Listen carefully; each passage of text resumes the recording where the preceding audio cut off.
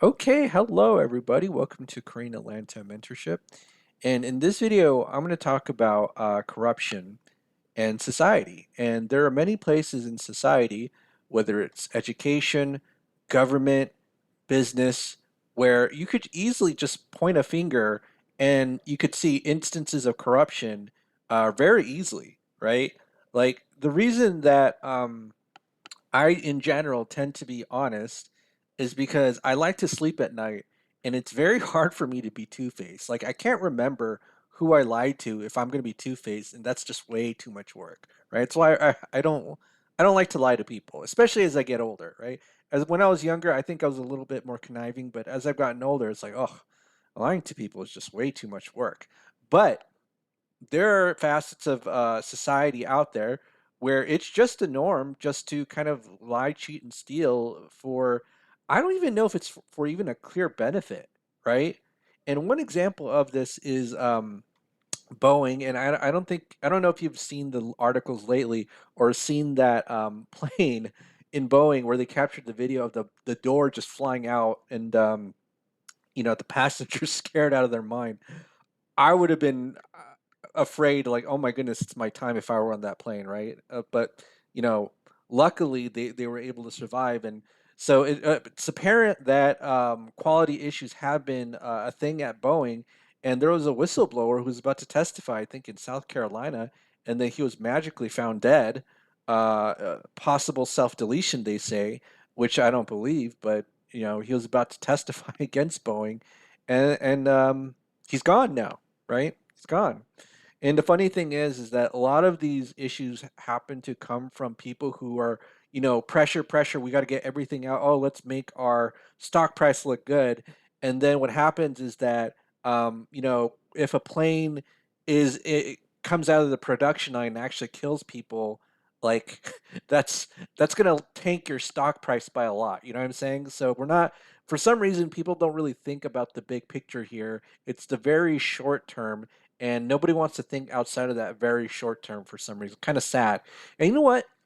This kind of reminds me of a guy named Gary North. I don't know if you ever watched a movie by that was played by the main character was played by Jeremy Renner.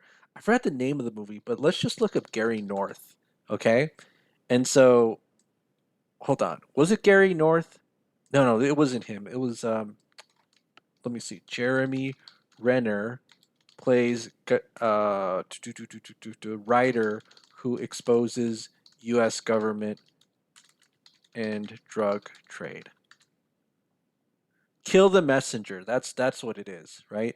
Gary Webb. I'm sorry, not Gary North. Okay, so basically, I don't know if you ever heard about the story of Gary North, right? But this guy exposed the U.S. government for selling drugs in like the 90s, or I don't know if it was the 80s, probably the 80s, so that they could fund the war against the Contras in Central America. And I remember when I first read about this, I was like, this is insane. And again, so basically the origins of the crack cocaine trade in Los Angeles. And this guy exposed what was happening, right? Like, oh, the government is responsible for this. And then magically, like cause of death right here, it says self deletion. Let's take a look at what happened, right? So basically, what happened is that he, quote, self deleted with two gunshots to the head, and I think it was with the shotgun. I don't see the word shotgun here, but um, it's kind of weird how people who expose things behind the scenes are the ones who, quote, magically are gone from this world, right? Kind of weird how that happens, but it's why people who have a conscience to expose what's going on, they're actually very, very brave people. And usually, what happens is that the more petty the issue is, right? Like the more petty the issue is, the more life your life is at danger, and the more good that you do for this world, you're more at a target. Now, here's the crazy thing: like I remember reading about this stuff back in like the early 2000s, and I would just be like, kind of talking about like, oh man, corruption can be pretty serious. And I could actually go on and on about this in various different fields like education and all that, because if you're a teacher, you basically have a lifespan about 1 to 2 years before you get washed out, and then they recruit another set of teachers. It's almost kind of like being an insurance or real estate agent, right? It's kind of weird how it's very similar, but again, my point is that these fields, a lot of these businesses, government are basically run at the very high level by corrupt people. Usually, like, people are compartmentalized. So if you work for these places, you may not know what's going on behind the scenes. And then again, I don't like to go into this too much because again, it's kind of depressing. I always like to have a a more positive tone or angle to my channel. But what I'm just saying is that you gotta have to be aware that corrupt and evil people are out there who are going to attack you, especially if you do good, and you're going to be a target, right? And that's why you have to essentially be a strong person. And here's the thing, I'm not even that strong of a person. I think I'm really weak. But just the fact that you want to do good for yourself and your community is going to lead to people attacking you, right?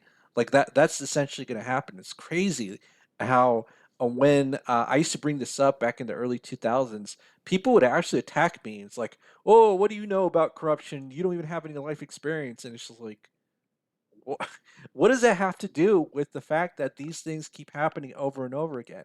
Yeah, like if you're a whistleblower and you're exposing that your own government is essentially ruining neighborhoods for to fund wars in other countries, it's like, what's up with that, right? You know what I'm saying? But again, it's crazy. I probably should watch this film again. I watched it back in, I think, 2014 with Jeremy Renner, the guy who played Hawkeye in um, in the Avengers. But I can't remember if I liked the movie or not. But I probably will watch it again one more time. But the world is a corrupt and evil place. I mean, it really is. I don't know how to explain that in any other words, but you have to be careful about other people because when you do good, 9 times out of 10, there's going to be people in the room who aren't happy for you, and you just kind of have to be strong and be aware of that. And it'll probably be people you don't even expect. I'm like, you too? You're a corrupt scumbag. And it's also kind of like Die Hard 1. I don't know if you ever watched Die Hard 1. And there's that guy who betrays everybody because he thinks he's going to be joined the terrorists. You remember that guy? If you haven't watched Die Hard 1, but a lot of people think they're going to be that guy. If they join the evil, they're going to be part of the evil group, which is why, there's always people who end up betraying you who ideally wouldn't. And here's the funny thing, they always kill that guy. You ever notice that? Like the guy who betrays the group, they always end up killing that guy. But anyways, all right. Well, this is a Crane Atlanta mentorship. Just a quick discussion on corruption in big business, but you could find it in many other parts of the world. And I might make more videos about this just to kind of keep the channel, keep it real, right? I don't know if the people even use that word anymore because I feel like people these days don't even keep it real anymore. But whatever. All right. Well, have a great day, everybody. If you're interested in joining our group and learning about financial literacy and real estate investing, go ahead and click the Google form link below. Other than that, have a great day, and we'll speak next time.